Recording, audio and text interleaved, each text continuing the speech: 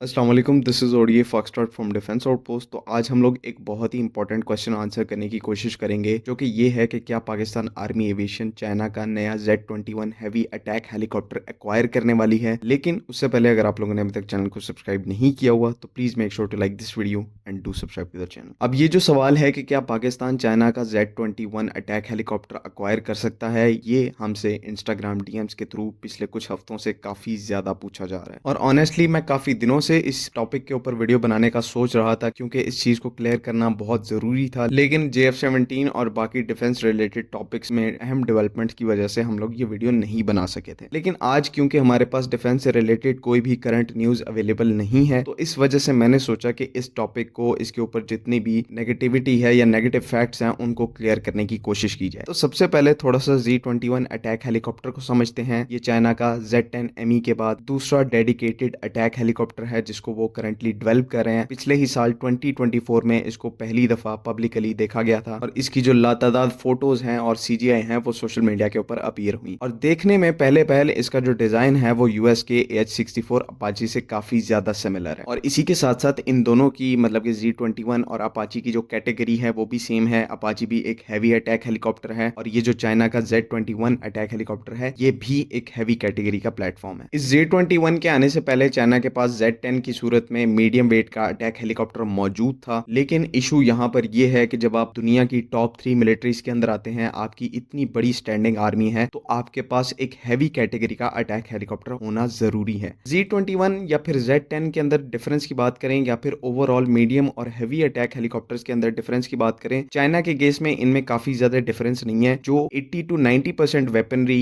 Z-21 के अंदर plan की गई है वो पहले से Z-10 के अंदर मौजूद है। तो जहां पर डिफरेंस है वो सिर्फ इसकी ओवरऑल साइज का है, इसकी रेंज का है और नंबर ऑफ वेपन्स का है जो कि ये एट अ टाइम कैरी कर सकता है। और Z-21 क्योंकि एक हैवी अटैक हेलीकॉप्टर है, तो Z-10 के कंपैरिजन में इसकी जो रेंज है वो ज्यादा है, स्पीड ज्यादा है, इंजन पावर ज्यादा है, उसके बाद वेपन कैरिंग कैपेसिटी जो है वो ज्यादा है। तो इन तमाम चीजों में Z-21 जो है वो आगे है। तो इसी पर्टिकुलर अटैक हेलीकॉप्टर को लेकर पिछले कुछ हफ्तों से ये सवाल किया जा रहा है, बल्कि सवाल भी नहीं, इस चीज को अज्यूम कर लिया गया है कि पाकिस्तान अब जो है वो इस चाइना के नए Z-21 अटैक हेलीकॉप्टर की तरफ जा रहा है और पॉसिबली पाकिस्तान ने Z-10ME को लेने का प्लान जो है उसको अबेंडन कर दिया है। मतलब कि अब हम लोग Z-10ME को नहीं एक्वायर करना चाह रहे। इस किस्म की जो अजम्पशंस हैं, इस किस्म की बातें जो हैं इस टाइम के ऊपर मीडिया के अंदर, सोशल मीडिया के ऊपर चल रही हैं और इसी चीज को एड्रेस करना बहुत ज्यादा जरूरी है, क्योंकि बाजुकात गलत इन्फॉर्मेशन जो है वो बहुत बड़ा कभी कभार नुकसान कर देती है। तो जहां तक कुछ लोगों का ये ओपिनियन है कि Z-10ME को हम लोग अबेंडन कर चुके हैं, तो ऐसा मैं दोबारा से कह रहा हूं, ऐसा बिल्कुल भी नहीं है। और ये मैं ऐसा इतने कॉन्फिडेंस से क्यों कह रहा हूं, क्योंकि एक तो हमारे जो अपने क्रेडिबल सोर्सेज हैं वो इस चीज के ऊपर भी कायम है कि पाकिस्तान आर्मी Z-10ME को अक्वायर बिल्कुल करेगी। साथ ही साथ अगर मैं अपने पर्सनल पॉइंट ऑफ व्यू की या एक्सपीरियंस की बात करूं, तो मुझे ये एक्सपीरियंस हुआ था कि मैंने पाकिस्तान आर्मी एविएशन की एक ऑपरेशनल एयरबेस का विजिट किया था और गालिबन वो वही पाकिस्तान आर्मी एविएशन की बेस थी जिसने 2014 के अंदर Z-10 की टेस्टिंग को होल्ड किया था। मतलब कि उस बेस के पायलट्स ने Z-10 को टेस्ट किया था। तो वहां पर जितने भी ऑफिसर्स से, जितने भी पायलट से या फिर ग्राउंड क्रू से मेरा इंटरेक्शन हुआ, मैंने उनसे बातें की, तो उन सब से मुझे यही पता लगा कि Z-10ME जो है वो पाकिस्तान अक्वायर करने वाला है। उससे रिलेटेड जो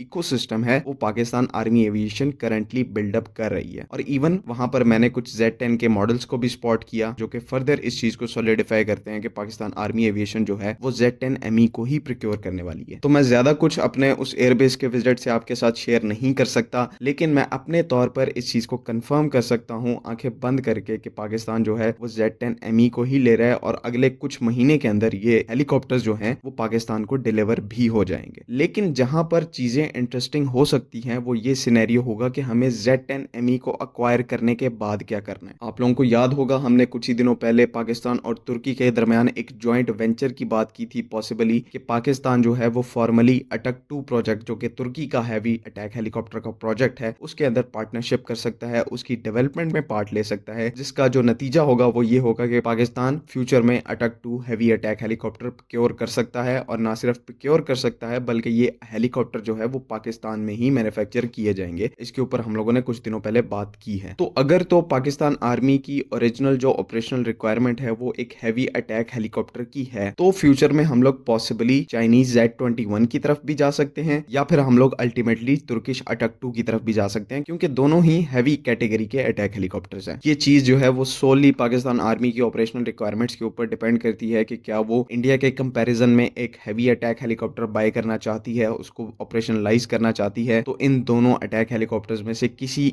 एक अटैक हेलीकॉप्टर को हम लोग प्रोक्योर कर सकते हैं। लेकिन यहाँ पर एक जो अल्टीमेट एडवांटेज है वो आप सबको बताया कि तुर्की को इस केस में हासिल है, क्योंकि तुर्की यहाँ पर ज्वाइंट प्रोडक्शन को भी ऑफर कर रहा है। लेकिन ये जो ऑफर है ये चाइना के केस में अभी तक अनकंफर्म्ड है, इसके ऊपर कोई भी ऑफिशियल लेवल के ऊपर कंफर्मेशन नहीं है। तो Z21 को लेकर जो कि पर्टिकुलर लोग आजकल काफी ज्यादा क्यूरियस हैं इस चीज के ऊपर कि क्या हम लोग ये एक्वायर कर रहे हैं, तो इसको लेकर फ्यूचर में अगले 3-4 साल 5 साल तक तो आप भूल जाएं। उसके बाद जो है वो चीजें अभी तक कंफर्म नहीं है और इन चीजों में आपको उलझना भी नहीं चाहिए। जहां तक Z10ME से रिलेटेड लोग जो है वो मिसगाइड हो रहे हैं, तो ये बिल्कुल ना करें। ये चीज कंफर्म है कि पाकिस्तान जो है वो Z10ME ले रहा है, इसके ऊपर कोई दो राय नहीं है या कोई भी दूसरा ओपिनियन यहाँ पर नहीं एग्जिस्ट करता। उम्मीद है कि आप लोगों को बातें सारी समझ में आ गई हैं। अगर इससे रिलेटेड कोई भी कंफ्यूजन है तो काइंडली कमेंट्स में जरूर पूछें। बाकी अगली वीडियो तक के लिए अल्लाह हाफिज। पाकिस्तान जिंदाबाद।